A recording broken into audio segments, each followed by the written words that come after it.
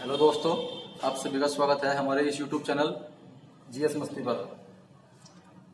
तो आज world geography से जो आपके एग्जाम में क्वेश्चन घास के मैदान से पूछे जाते हैं, उन सभी घास के मैदान के बारे में चर्चा करते हैं। जैसे कि यूएसए में घास का मैदान, अर्जेंटीना में घास का मैदान, ऑस्ट्रेलिया में घास का मैदान। इस प्रकार से क्वेश्चन पूछता है कि ऑस्ट्रेलिया में घास के मैदानों को क्या बोलते हैं। तो इनको आज नक्शे के हिसाब से आप लोग बेसिक से अच्छे से याद करने की कोशिश करेंगे। तो स्टार्ट करते हैं। घास के मैदान आज का प्रमुख टॉपिक रहेगा, घास के मैदान। तो जैसे कि 0 डिग्री रेखा, 0 डिग्री रेखा हमारी इस दुनिया को 2 भागों में बांटती है, जिसको भूमध्य रेखा या विषुवत रेखा बोलते हैं।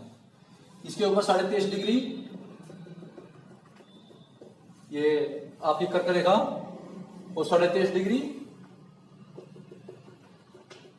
ये देशांतर रेखा। इन रेखाओं के बीच में जैसे कि सूर्य 23 मार्च और 21 सितंबर को भूमध्य रेखा पर 2 बार चमकता है। तो इसी प्रकार से इस क्षेत्र में गर्मी ज्यादा पड़ती है। 23.5 डिग्री कर्क और 23.5 डिग्री मकर रेखा के बीच में इसको हम उष्णकटिबंधीय क्षेत्र बोलते हैं। यहाँ पर गर्मी बहुत अधिक पड़ती है। इसके ऊपर का क्षेत्र और इसके नीचे का क्षेत्र, इसको बोलते हैं शीतोष्ण कटिबंधीय क्षेत्र, क्योंकि यहाँ पर शीत और उष्ण, गर्मी और ठंडी दोनों प्रकार की बहुलता पाई जाती है। यहाँ पर गर्मी भी अधिक पड़ती है और सर्दी भी अधिक पड़ती है। जैसे कि आपका 66.5 डिग्री और दक्षिण में 66.5 डिग्री।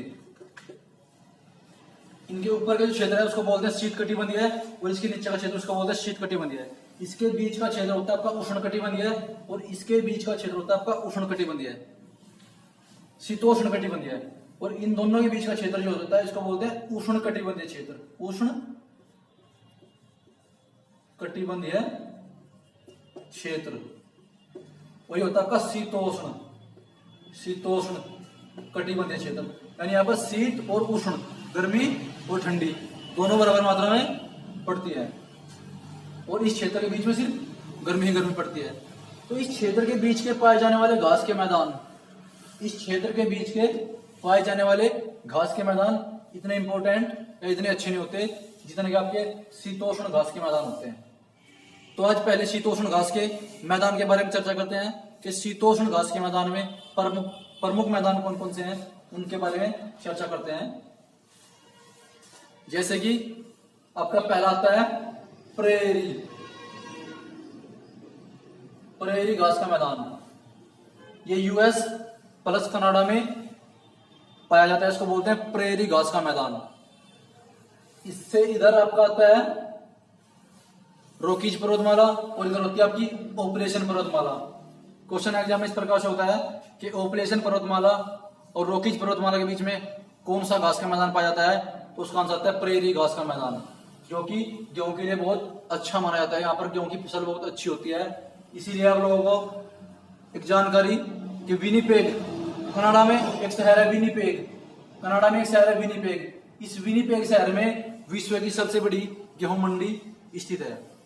कनाडा के विनीपेग शहर में विश्व की सबसे बड़ी गेहूं मंडी स्थित है, और इस घास के मैदान को बोलते हैं प्रेरी घास का मैदान। प्रेरी घास का मैदान यूएसए प्लस कनाडा। इसके बाद घास के मैदान में चर्चा करते हैं अर्जेंटीना। अर्जेंटीना में घास के मैदान को बोलते हैं पंपास, पंपास। अर्जेंटीना में घास के मैदान को बोलते हैं pampas, Argentina pampas. US plus Canada prairie. तो पंपास अर्जेंटीना में घास के मैदान को नाम दिया गया। इसके बाद चर्चा करते हैं ऑस्ट्रेलिया। ऑस्ट्रेलिया के दक्षिणी भाग में जो घास का मैदान पाया जाता है उसका बोलते हैं, ऑस्ट्रेलिया में, दक्षिणी ऑस्ट्रेलिया में घास के मैदान को बोलते हैं डाउन्स। ये आपका आता है डाउन्स।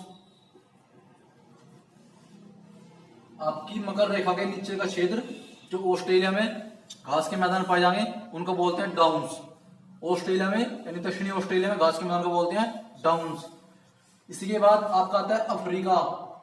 अफ्रीका यानी दक्षिण अफ्रीका। दक्षिण अफ्रीका में घास के मैदान को बोलते हैं वेल्ड।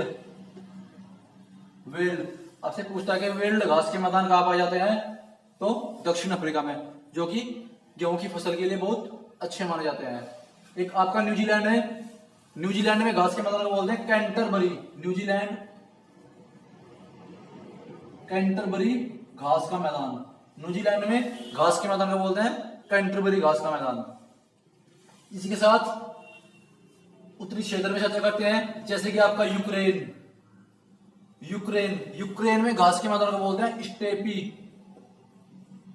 स्टेपी घास का मैदान आपको पाया जाता है यूक्रेन में, जिसको बोलते हैं वृक्ष रहित घास।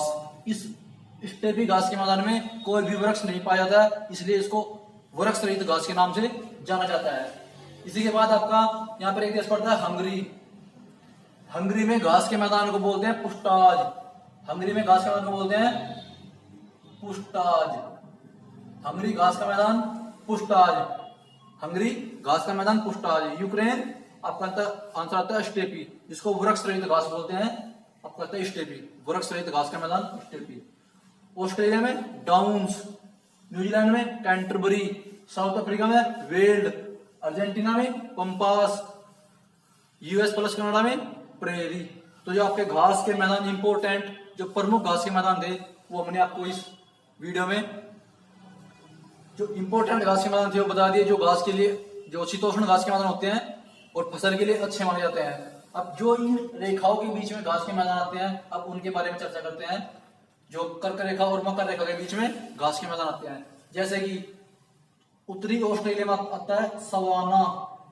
सवाना इस क्षेत्र में जो भी घास के मैदान होंगे उनको हम सवाना बोलते हैं, चाहे वो कोई भी घास के मैदान हो उसको सवाना बोलते हैं। ये उत्तरी ऑस्ट्रेलिया में जाएगा आपका सवाना। साउथ अफ्रीका में जाएगा सवाना। सवाना घास का मैदान। उत्तरी ऑस्ट्रेलिया सवाना, अफ्रीका में आपका सवाना। अब इधर चलते हैं ब्राजील। ब्राजील में थोड़े मंगरेगा टाइप के लोग होते हैं, वो बोलते हैं सवाना को कैंपोज। कैंपोज कैंपोज ब्राजील में घास के मैदान को बोलते हैं कैंपोज। ब्राजील में घास के मैदान को बोलते हैं कैंपोज। एक घास का मैदान आपका जो अक्सर कर एग्जाम में पूछा जाता है, वेनुजुएला। वेनुजुएला वेनुजुएला में घास के मैदान को क्या बोलते हैं? वेनुजुएला में घास के मैदान को क्या बोलते हैं? तो वेनुजुएला में घास के मैदान को आपको कमेंट बॉक्स में कमेंट करके बताना है कि वेनुजुएला में घास के मैदान को क्या बोलते हैं। और इसी प्रकार की वीडियो प्राप्त करने के लिए हमारे चैनल को सब्सक्राइब कीजिए और नेक्स्ट वीडियो में फिर मिलते हैं। आपको ऐसे ही ट्रिक के द्वारा मरुस्थल के बारे में बताते हैं। तब तक के लिए जय हिंद, जय भारत।